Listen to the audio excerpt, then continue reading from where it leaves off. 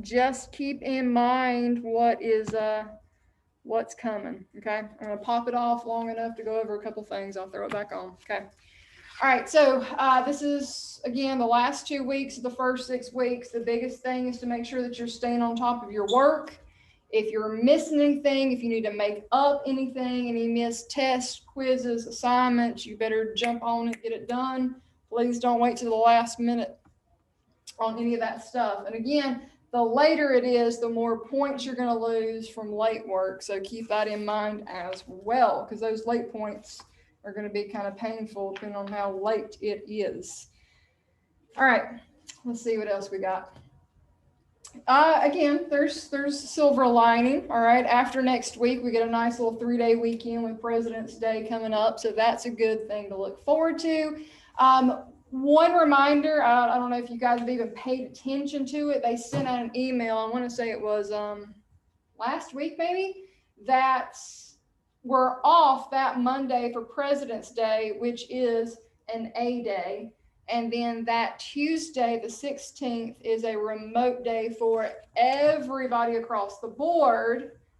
So what they're doing on that Wednesday and Thursday is making that Wednesday an A day. So I get to see you guys at least one day. And then that Thursday is a B day. So I see B day at least one day. Okay. So just be careful about those changes that are popping up. But again, if something happens, you forget, you've always got the option to jump on Zoom and make sure you don't miss anything. Okay. Riley, if you'll do me a huge favor and pull out the earbuds, that way I know that you're listening to me as we go through this, because I want to make sure you do good on today's quiz. Yeah. Okay. All right. I'm going to keep getting caught up with grades this afternoon. I've got to go through and put in everything from last week. Your quizzes don't take but a few seconds for me to plug them in. So I'll get quiz grades in there, and then I'll back it up to next week and get your immigration packet, which I think isn't like officially due until today anyway. But your immigration packet, your immigration activity, and then I finished putting in your IDs and SQs, I think, on Friday. And if you're missing anything, I'll start going back and looking to see if you've submitted late work. If I ever don't see anything, you guys have got to keep in mind, I got 60 students that I'm trying to keep up with, and like 60,000 emails coming my way. So if you email me saying that you resubmitted something and you don't see that it's been put in, a friendly reminder is always a nice thing to make sure that I didn't forget that you've got something that I need to go back and plug in. Okay. So I'm just saying, I'm not perfect, and so is nobody else. So anyway, what we got? Questions, comments, concerns, anything? The only other thing that I want to address today, just because you're going to need as much time as possible to get this done, is your upcoming, whether you've seen it or not, your upcoming project for this unit. Okay. It's super fun and awesome. It's all the things. Okay. So your project for chapter 14, imperialism, is doing a music video. Okay. Here's what you have to do. I did throw a couple of examples in Google Classroom from previous classes, as well as an actual history teacher that's what he does for review, as he creates music videos. So here's what you got to do. You have to create lyrics. All right. You got to write out lyrics. Okay. Your music video doesn't have to be but a minute and a half, which might sound long, but it's really not that long. You do not have to actually be in the video, but for like a couple of seconds, either the beginning or the end, long enough for me to see that you were involved in it. Here's another thing. I had previous students ask, you don't have to actually be the one to sing it. If you are not musically gifted, I am not, so I understand that. You can have somebody, a friend, let's say you know a close friend that's like super good at singing, let them sing your song for you. All right. You still have to create the lyrics. You still have to make sure the video gets done. All right. You still have to submit it and everything. All right. But feel free. This is a group project, but I am not limiting it to people that are actually in the class. So, yeah, so again, if there's somebody that's not in this class or not taking American 2 this semester, feel free to pull in other friends to assist you with this video. The somebody we know did American history like last semester. Can we get them to help us? Yeah, absolutely. Again, the biggest thing is just making sure that, you turn in all the pieces. You submit your video, you turn in your lyrics. And the last and final piece of the puzzle, and if you look at the rubric for the music video project, I'm going to pull it up just because I want to make sure I'm talking about all the pieces. The last and final piece of the music video project is making sure that what your song is about, and again, this is a good chunk, that's 30% of the grade total, that it is about something we've either already talked about or something that we're getting ready to talk about. So it could be anything from Wild West, cowboys, Indians, farmers, miners, cities at the turn of the century, immigration, like all the things. Like there's a huge array of topics that you can choose from, but your lyrics do have to be based on something we've either already talked about or something we're getting ready to talk about. Okay. So that's your rubric. Your lyrics are 30% of your grade. The music video is 40% and contains information covered in class up to this point is another 30% of your grade. It is not due until next week, but that also means that you should not procrastinate on it, and definitely does not mean that you should wait till the last minute. Don't forget, project grades are a good 25% of your overall class grade. So keep that in mind as well. What do we got? Questions, comments, concerns, anything about that project in particular? If you think of something later, of course, feel free to ask. But anybody on here, questions about upcoming project? Maybe. Nope. Okay. All right, let's talk about your Bellringer. Bellringer is a review from last Thursday. Let's make sure you got it, make sure you understand it. And then the biggest chunk of today is doing this review, and then you go ahead and knocking out your unit quiz. Okay. All right, let's do it. Here it is. What restrictions were created to stop African American males from voting? And please make sure you explain what these are. Isaac, do you remember one from last week? I know it was you were on the Zoom then, but do you remember? Ian? All right, so poll taxes. Poll taxes is a good example. Had to pay to vote. That's a good one. All right. Riley, what's another one?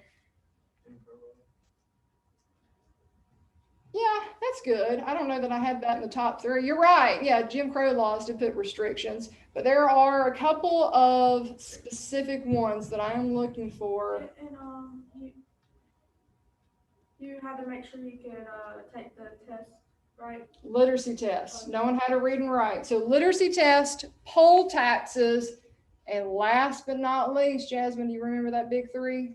Third one? Nope. Yeah. Nope. Grandfather clause. That's the third one. All right, we got three that we talked about.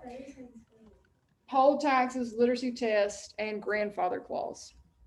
All right, let's talk about what they mean. And I think we might have said a little bit of what they mean already. Poll taxes means you got to do what to vote? Pay to vote. All right, literacy test, Madison, you said it. Knowing how to read and write. And of course, grandfather clause means if your grandfather was what?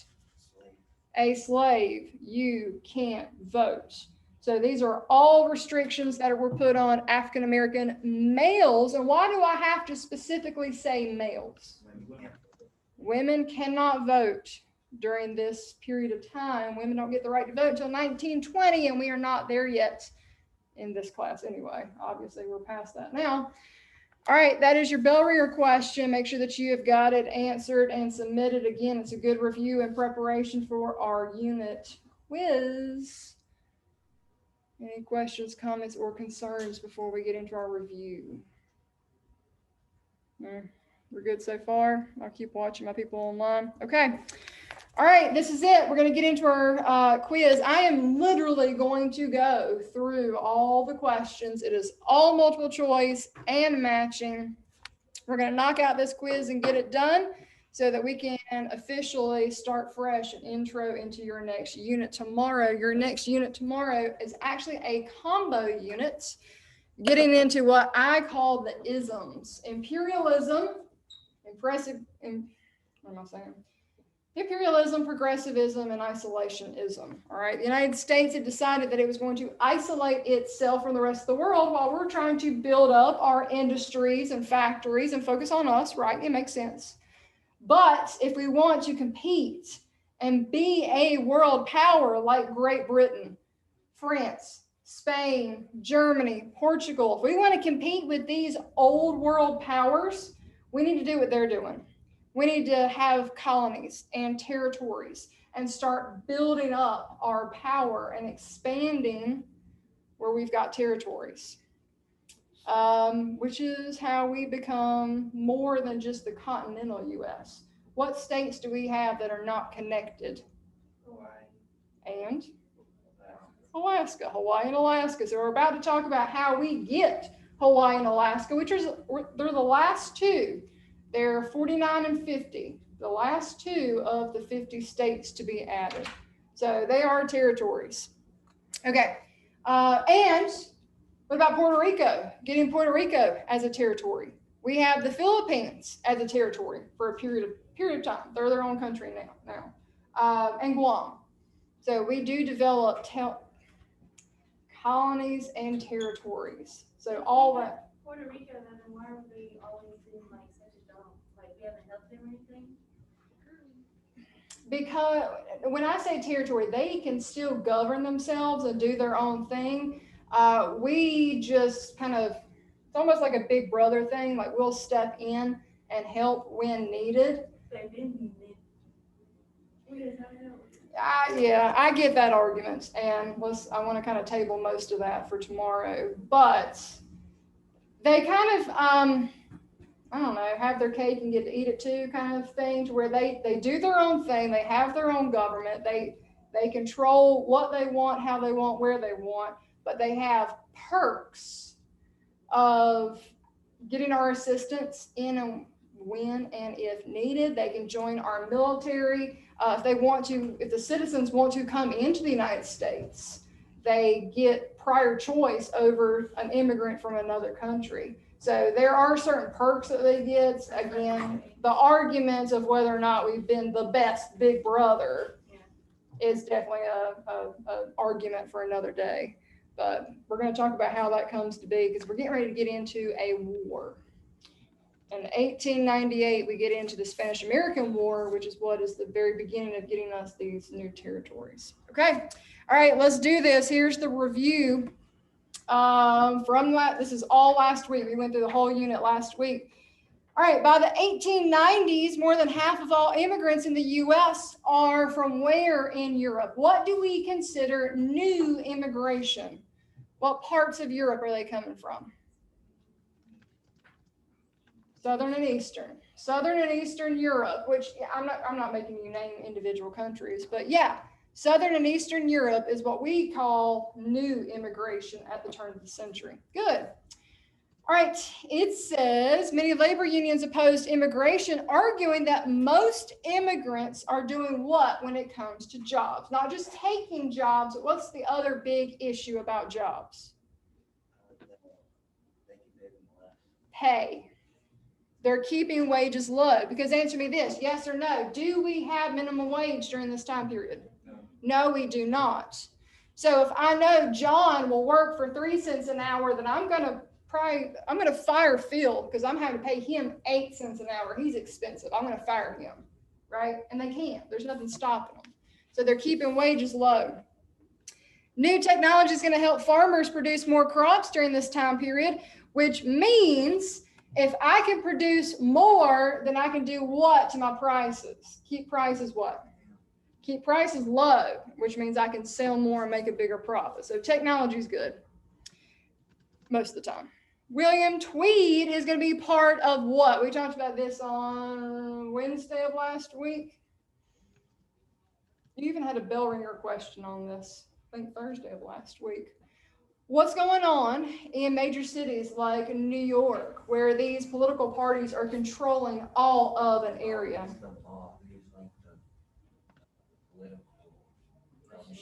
Political machine, yes. All right, and that's on here a couple of times, so don't forget that. Political machine.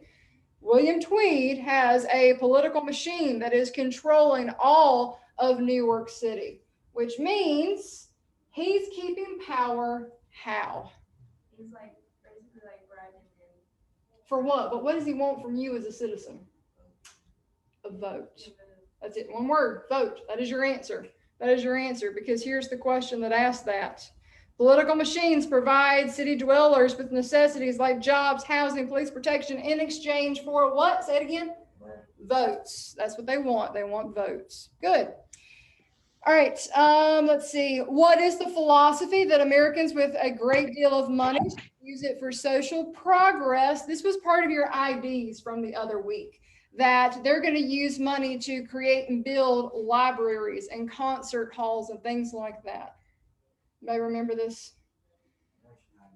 concept? It is the gospel of wealth. Gospel of wealth. We talked about gospel of wealth and social Darwinism and a few other concepts, but gospel of wealth is the idea if you have the money that you should try and help others with it. Not all of them did. Guess what? I told you last week. Hey, Sunshine, come on. Give me 100% for even just a few minutes. Yeah, please. Right. I mean, just, nod your head. You got it? You with me? Okay. All right. 2 trivia questions. Let's see if you can get both of my trivia questions. Trivia question number 1 is, the world's first skyscraper built in 1885 was how many stories? Say it louder. 10. It is 10 stories. Louis Sullivan gives us our first skyscraper at 10 stories tall. Good. All right, let's see if you get my second. Did you really put that back in? Is that your? Yeah, you did. Take it out. Sure it does. No, I skipped it. Where is it? The first salaried baseball team is Cincinnati Red Sox. Yep, that is your answer. First salaried baseball team is Cincinnati Red Sox. Good. So far, so good. All right, nativist. Someone who is native born that does not like all these new immigrants coming in. Nativist wanted to do what when it comes to immigration? What would they like to see happen?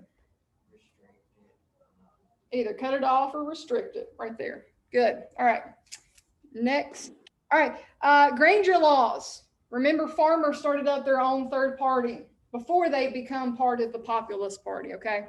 Granger laws were passed in several Western states that wanted to do, wait a minute, hold on.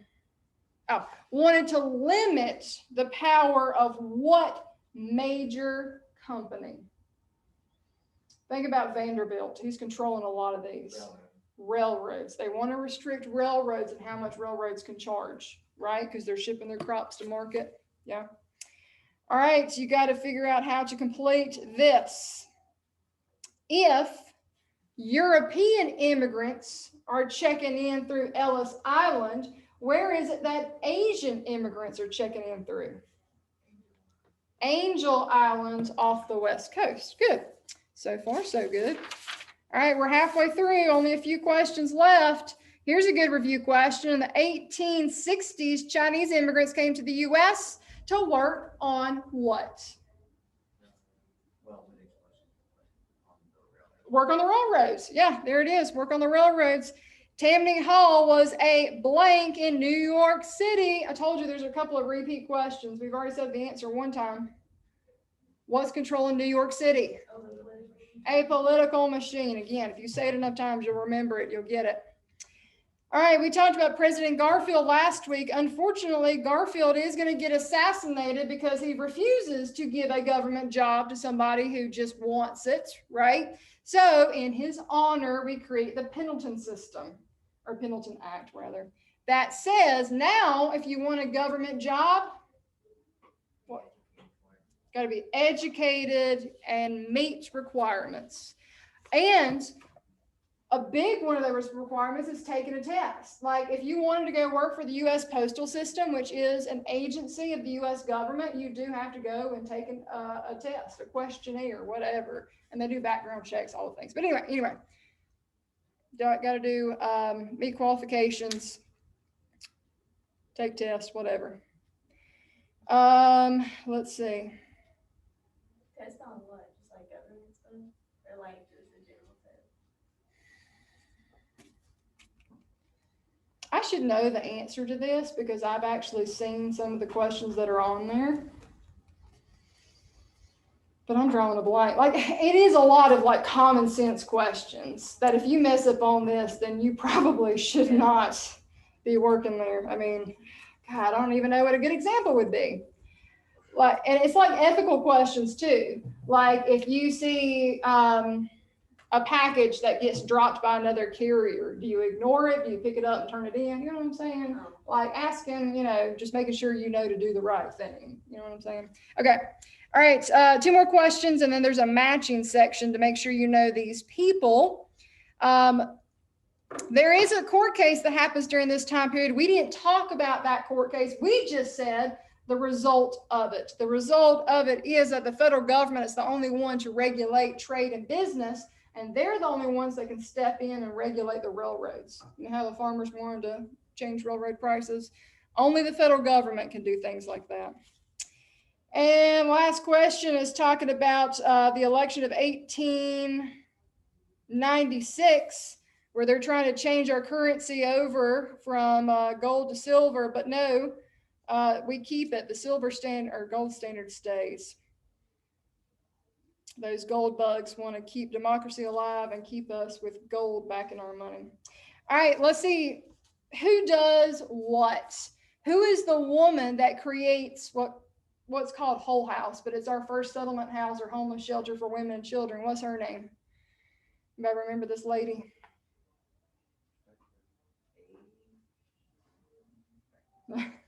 Jane Addams. Jane Addams is the founder of Whole House in Chicago, the first women's homeless shelter. Let's see. Booker T. Washington, we talked about on Thursday of last week. He is the founder of the Tuskegee Institute, and he's the guy that says fight for, I about said the wrong one, economic equality first. He said, let's fight for good jobs and then fight for everything else later. So Booker T. Washington, founder of Tuskegee Institute. Jane Addams opened Whole House. Let's see. William Jennings Bryan is the guy who's the populist and Democratic candidate in 1896, but he loses to William McKinley.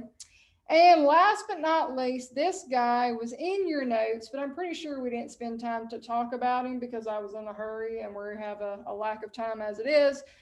But here he is. Edward Bellamy actually writes a book and predicts by the year 2000. He was writing this 100 years in the future. He said by the year 2000, he thinks we will be a socialist society. Was he right? Pretty close. What should the answer be? We're about to get in now. He was about 20 years. We're not arguing that. What's the answer? Are we a socialist society? No, we are not a socialist society. Okay, all right. That was a 5-minute argument that shouldn't have even happened. Okay, all right. No, we are not a socialist society. Okay, all right, ladies and gentlemen, I went through that. The only thing I bounced around on was your trivia questions. They're on there. I just was excited to ask them, and I asked them earlier than. Anyway, what do you want me to go back over? Questions, comments, concerns? Anything before you knock this out? Anybody online got questions for me? Are they matching or do we have to know the names? They're matching, even though I think I'm being too nice. No. I think that I I'll need have to just, trouble as it is. I don't know. I might have to do that eventually. Make y'all spell it and say it and draw pictures of it. And, I mean, yeah. it's honestly, it's hard enough as it is. Is it though? It really is. I question that all the time. I don't. Well, you can question it, but I suck at names. I think I'm too easy on you. I give y'all stuff and I need to ramp it up. That's what I think. Nah, it's okay. You know what I'm saying? Like, I feel like my easy level is here and I need to bring it up somewhere around there. That's what I think. Yeah. It's all good. All right, here's what I need you to decide. Are you taking it on paper pencil? Or are you taking it on SchoolNet? I need you to get situated and knock this out again. literally should only take you a few minutes to get it done. And then we, if you want paper copies of anything. Anybody online, questions, comments, or concerns before I let you guys go and take care of your unit quiz? Speak now, forever hold your peace. Okay. Thumbs up. Okay, that means good. Okay. All right. If you guys need me or have any issues with SchoolNet or anything, shoot me an email. Otherwise, happy Monday. So this, you're gonna be putting this on on your YouTube account, right? Like the review or whatever Yeah, for a yeah, video. yeah. Yeah, Okay. I'll post it here in just a second. Okay. All right. Bye, guys.